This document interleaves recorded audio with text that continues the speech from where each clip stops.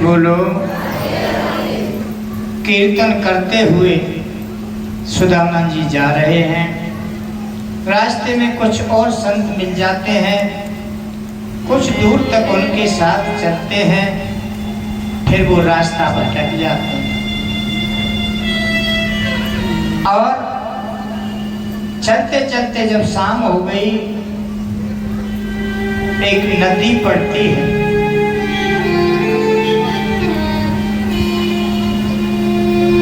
सोचने लगे अब मैं नदी को पार कैसे करूं, शाम का वक्त हो गया।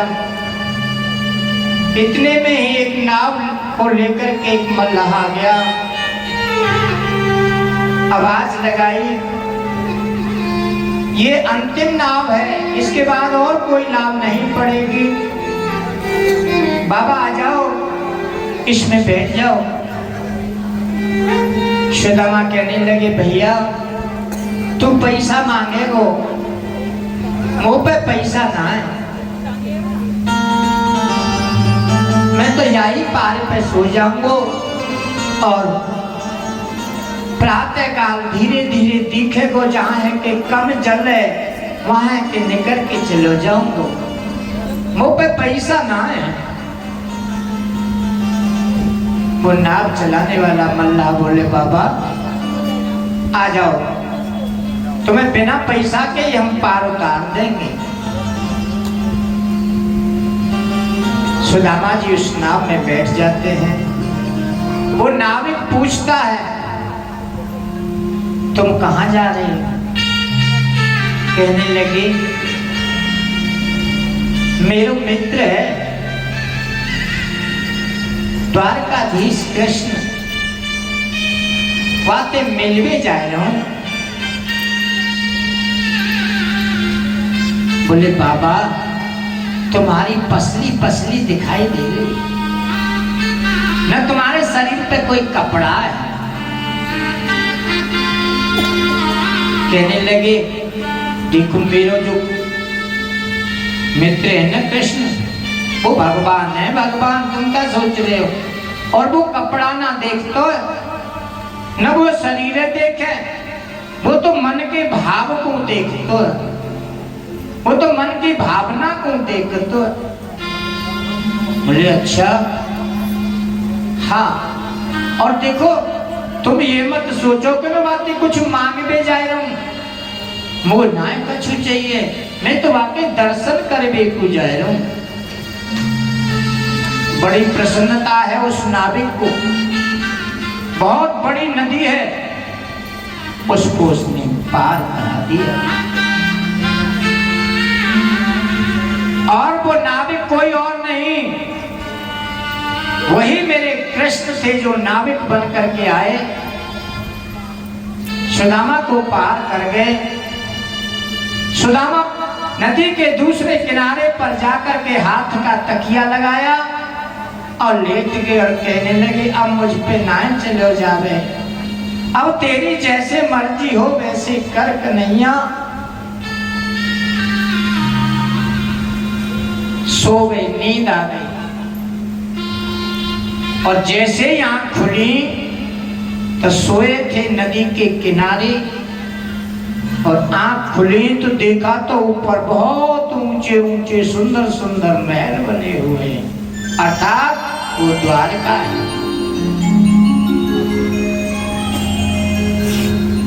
ये काम, ये संकेत मेरे कृष्ण ने ही नाविक बनकर स्वयं आए और अपनी योग माया को इशारा कर दिया कि मेरे मित्र को मेरे पास पहुंचा दे।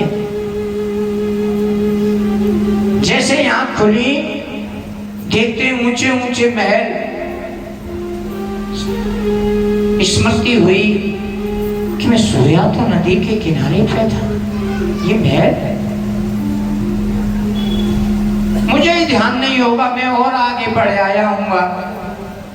अब बढ़ापा है, भूल जाता हूँ, पूछ लेता हूँ ये कौन सा शहर है। वहां पर मिलते हैं उससे, जो भी उनसे पूछते हैं, भैया ये कौन सा शहर है? कहने लगे ये द्वारका है। द्वारका? क्या ये वही द्वारका है जिसके राजा कृष्ण है? बोले हाँ, ये वही द्वारका है जिसके महाराज श्री कृष्णचंद्र जी महाराज हैं द्वारकाधीश।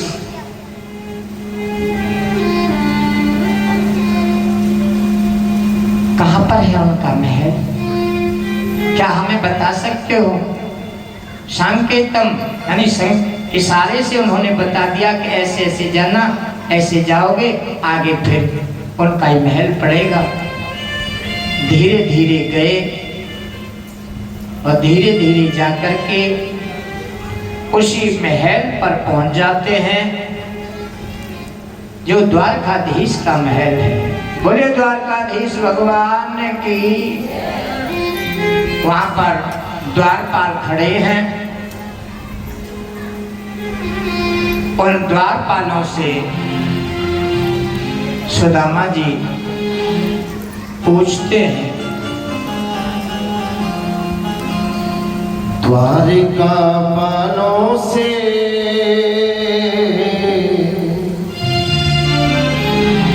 द्वारिका वालों से विनती है मेरी बार बार, मुझको पहुंचा दे कोई कान्हा के द्वार द्वारका वालों से विनती है मेरी बार बार विनती है मेरी बार बार द्वारका वालों से, विनती है मेरी बार बार।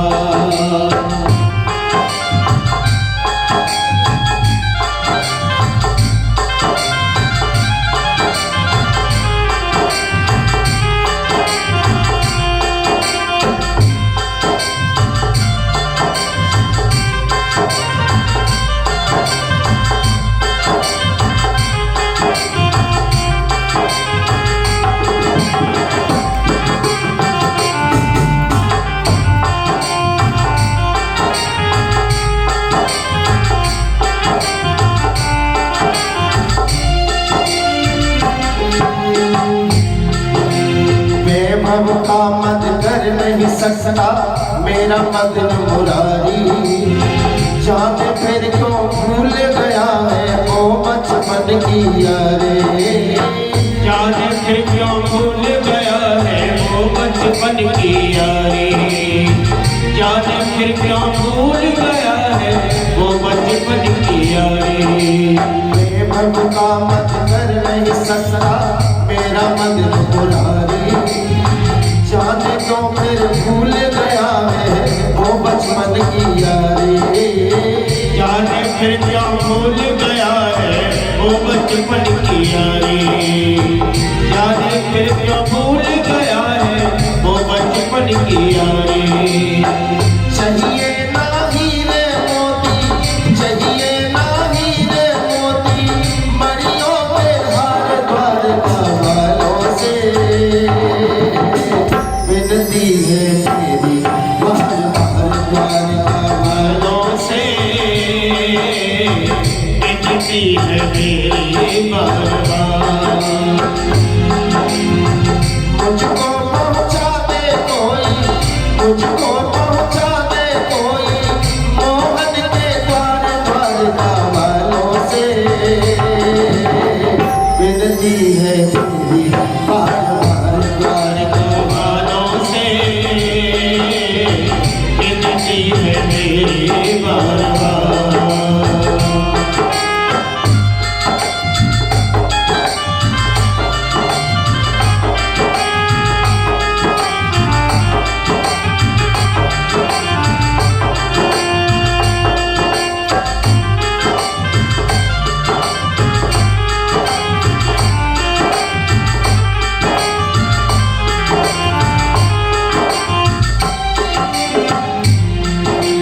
शाम भरोसे पकड़ी है मैंने मुक्ति की डगरिया।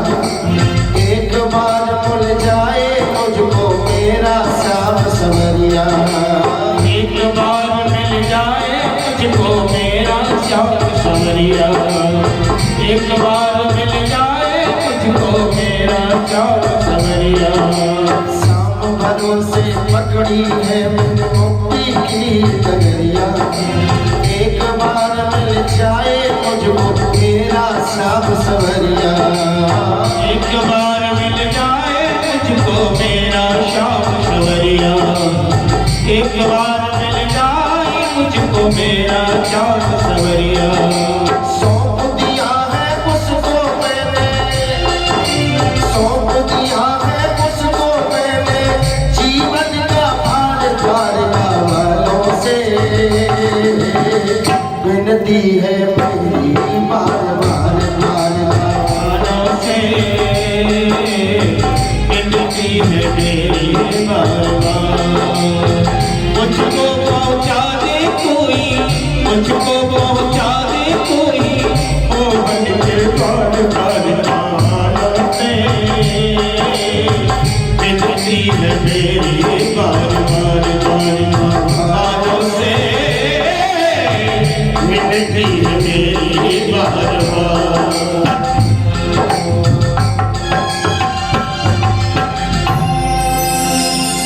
गोविंद भगवान की जय जय श्री राधे। प्रेम से बोलो। द्वार पर पहुंच जाते हैं। द्वारपालों से पूछते हैं भैया मुझे द्वारकाधीश कृष्ण से मिलना है। अब द्वारपाल नीचे देखते हैं, ऊपर देखते हैं, बोले तुम मेरी फटी हुई धोती है देख के मेरे पैरन में कुछ साधन नहीं है पहनने का, नंगे पैर हूं, इससे ये अंदाजा मत लगा लेना कि मैं कुछ मांगने के लिए आया हूं। मैं तो उनके दर्शन करने के लिए आया हूं। तुम जाओ और कह दो कि द्वार पर एक सुदामा नाम का व्यक्ति आया है, और आपसे मिलना चाहता है। द्वारपाल गए,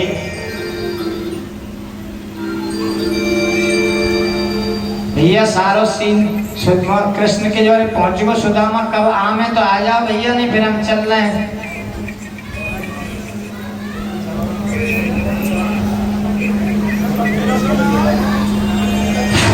राजा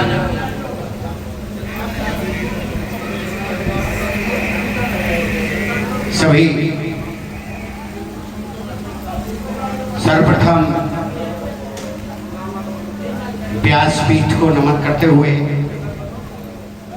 आप सभी बुजुर्ग नौजवान भक्तजन मातृशक्ति को सभी को नमन करते हुए सभी के लिए हमारी तरफ से राम राम प्रणाम, सभी के लिए राधे राधे। आज की कथा में जो दान आया है उसे हम बोल रहे हैं 2100 रुपये दिनेश कुमार सनॉफ श्री स्वर्गीय शीशपाल सिंह चौधरी। 521 रुपये मांगे स्पेलर वाले। 500 रुपये राजेश सनॉफ श्री स्वर्गीय बल्ली सिंह। 500 रुपये जयप्रकाश सनॉफ श्री स्वर्गीय मुरारी लाल। और 20 किलो गेहूं। 500 रुपये गुप्त दान और 20 किलो गेहूं है इसके साथ में। ताली बजाइए, जोरदार स्वागत कीजिए।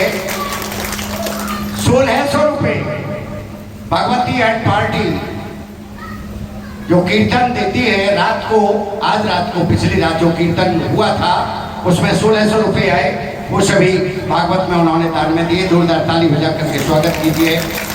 500 रुपये गुप्त दान। 500 रुपये बीरू दूधिया सनॉफ श्री स्वर्गीय राम स्वरूप प्रजापति। 1100 रुपये रिंकू डीलर साहब जेवर से। ताली बजा करके स्वागत कीजिए। और 200 रुपये सतवी ड्राइवर सनॉफ श्री स्वर्गीय हरीशर। 100 रुपये मुकेश सनॉफ श्री डूमर से। 100 रुपये स्वर्गीय श्री सुभाष सनॉफ श्री मोमचंद जी। उनका बच्चा कोई नहीं करके क्या होगा, वो नाम भूल गई है। 100 रुपये गुप्त दान। 1100 रुपये रणधीर सिंह बघेल। और 500 रुपये आकाश गोला सनॉफ श्री सुरेश गोला। ताली बजाइए, जोरदार स्वागत कीजिए। और 251 रुपये संदीप कुमार सनॉफ श्री स्वर्गीय जगन सिंह। 100 रुपये और एक साड़ी सुभाष शर्मा जी की माता जी। 100 रुपये और एक साड़ी दान में देनी है। 100 रुपये गुप्त दान, फिर 100 रुपये गुप्त दान और 100 रुपये कमलेश देवी वाइफ ऑफ स्वर्गीय श्री सतवीर सिंह प्रजापत सनॉफ श्री स्वर्गीय भूप सिंह प्रजापत। और 551 रुपये प्रिया गोला सुपुत्री है भाई टेकचंद और टीका जी की। देखो ये गरीबी का हाल, कृष्ण के दर पे विश्वास लेके आया हूँ। मेरे बचपन का यार है मेरा श्याम, यही सोच कर मैं आस करके आया हूँ।